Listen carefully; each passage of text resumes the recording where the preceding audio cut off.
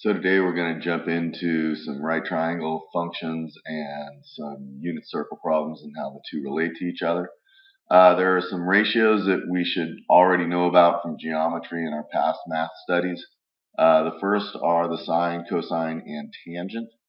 So we know relative to a right triangle, if we have a hypotenuse and an opposite side of the angle over here and an adjacent side of the angle over here, we know the sine is the opposite over the hypotenuse, cosine is the adjacent over the hypotenuse, tangent opposite over the adjacent. Now, these you may not have come across at this point. There's something called a cosecant. Let's write it out. Cosecant, which is the reciprocal of sine. You can see that right here. The cosecant is the reciprocal of sine. The secant is the reciprocal of cosine. And the cotangent is the reciprocal of tangent. And you can see all these ratios right here. So what we're going to do is we're going to take care of a problem that involves one of these ratios. If I know that I have in this right triangle a C value of 13 and an A value of 5, and I want to find the cosine of A, let's just copy this triangle out real quick.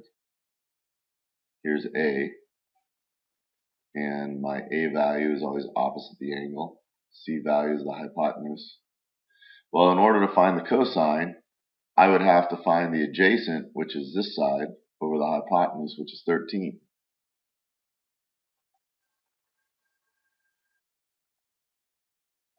Problem is I need to find that adjacent side. And I've got a right triangle, so I can use Pythagorean theorem. I take 13 squared equals 5 squared plus, call it x squared. This is 169 equals 25 plus x squared. 144 gives me x squared, and x is equal to 12. We've got to use a positive. We can't go plus and minus because this is an actual length. So therefore my cosine of A is equal to 12/13. Next, we want to find the cosecant of B. So again, let's redraw the triangle. Here's my B. And they give me the A value once again is going to be 3. C value again is 7. And I want to find the cosecant, which in this case is the hypotenuse, which is 7, over the opposite. And in this case, this side is the opposite. And we're going to have to find that opposite side.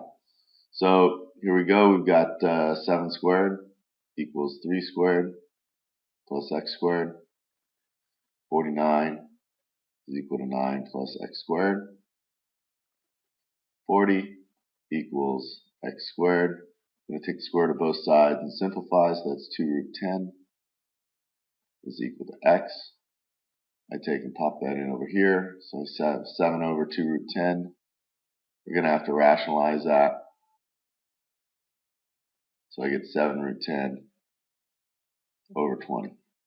Now, in certain circumstances, when we go through the Pythagorean theorem, we end up with some nice clean ones, like this 12 over here. 2 root 10 is not so clean. But when we end up with clean integer values from the Pythagorean theorem, then what you're working with is something called Pythagorean triples. And these are some ones that just come up quite often, so I thought I'd give them to you.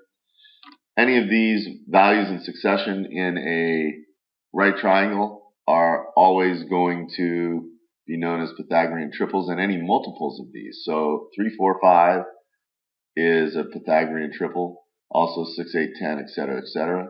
5, 12, 13, 8, 15, 17, and 7, 24, 25 are the most commonly used.